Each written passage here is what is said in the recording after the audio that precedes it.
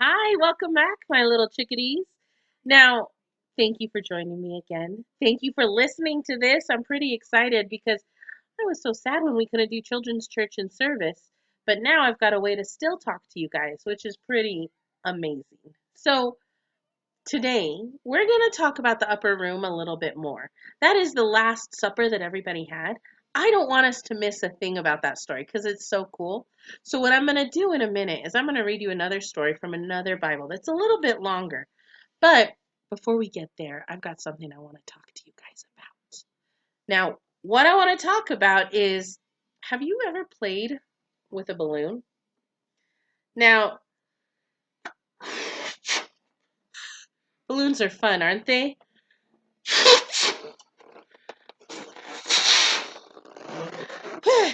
They're fun, right? They're bouncy. The best part about birthday parties, right, is when we get balloons. Extra points if you get to take one home, right?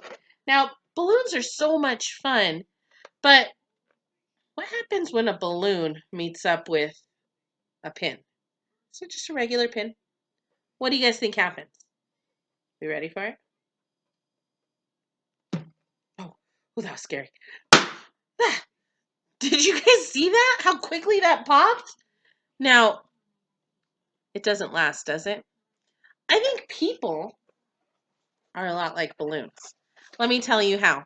We can be a ton of fun, and our lives can be full of hope and love and life and joy. But when we encounter a problem pops up.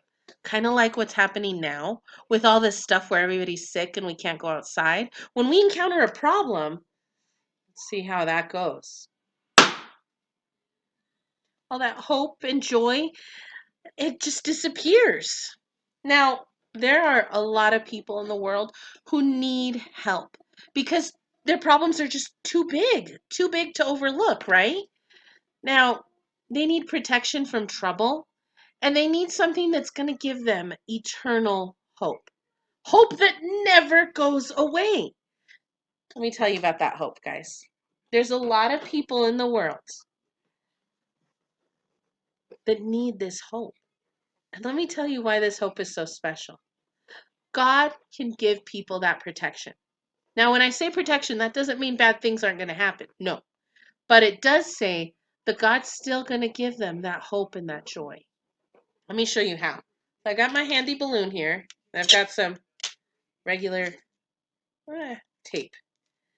Now, with God's eternal hope, guys, we're trusting that when we put our trust in Him, even when things are not so cool, when things are not fabulous, I'm going to do a little presentation here. When things are not great, God still has us.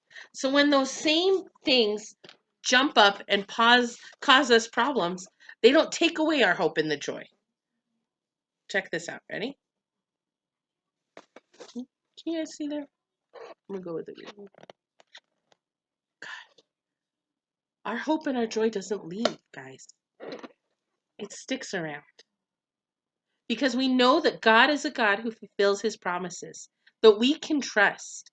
With God as our shield, our hardships, the things that are bad, that are really hard in the world, they don't take away our joy. We still have it there. Isn't that cool? Now, we've got to thank God for His protection. Because even though bad things are still going to happen in our lives, the Bible never talks about bad things not happening. It does talk about the hope and the joy that comes from God when those things do happen. Thank you, guys. Stay tuned. In just a second, we're going to read our story. Hi, guys. Welcome back. So, we're going to go ahead and talk about the Last Supper. This is coming out of the Read and Learn Bible. So, parents, if you will, this will be your homework. Remember, I give you homework. Read this through with your kids in the actual Bible. This kind of summarizes and tells the story, but I really promise sharing that time and reading the Bible with your kids will be wonderful. So, this comes out of Matthew 26:17 through 30, Mark 14:12 through 26, Luke 22:17 through 23, and John 13:21 through 30. Now, all 12 of Jesus's disciples were at the Passover feast. You see them all there, kids?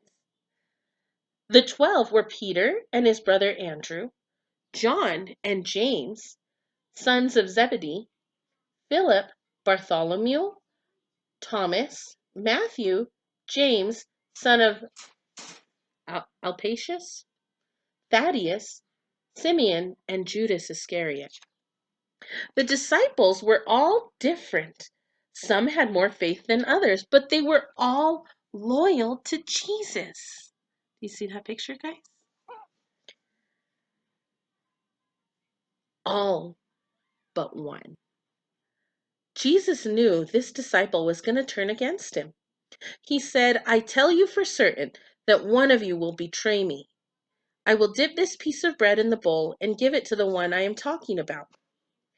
Jesus dipped the bread and gave it to Judas Iscariot.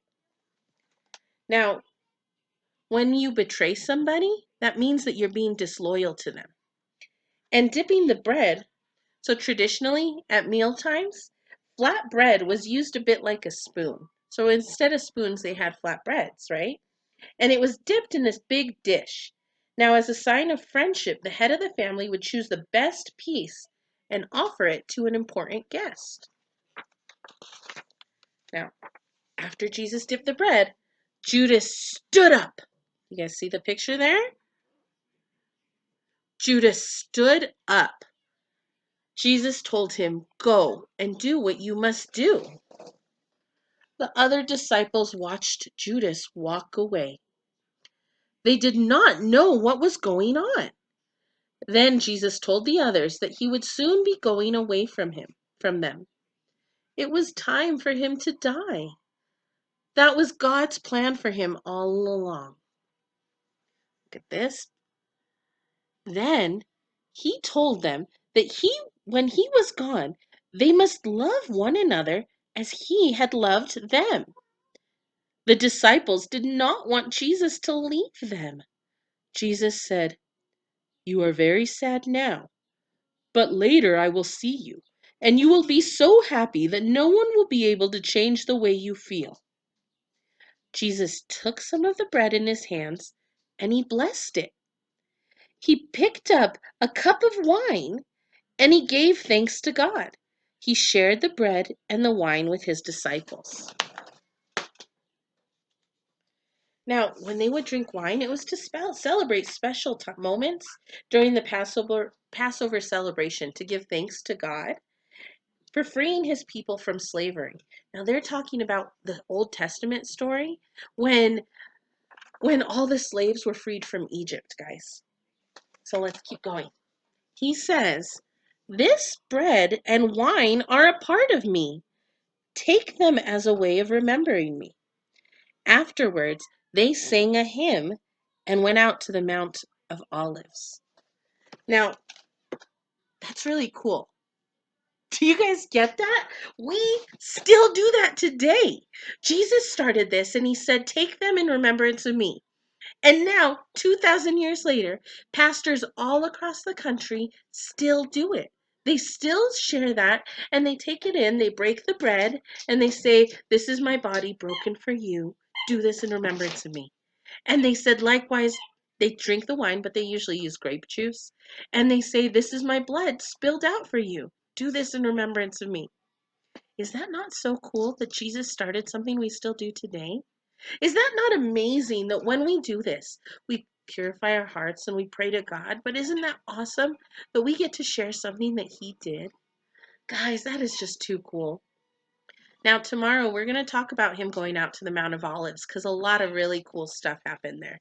A lot of stuff that was pretty amazing. In fact, Jesus, when someone got their ear cut off, pretty gross, right? When someone got their ear cut off, he healed it.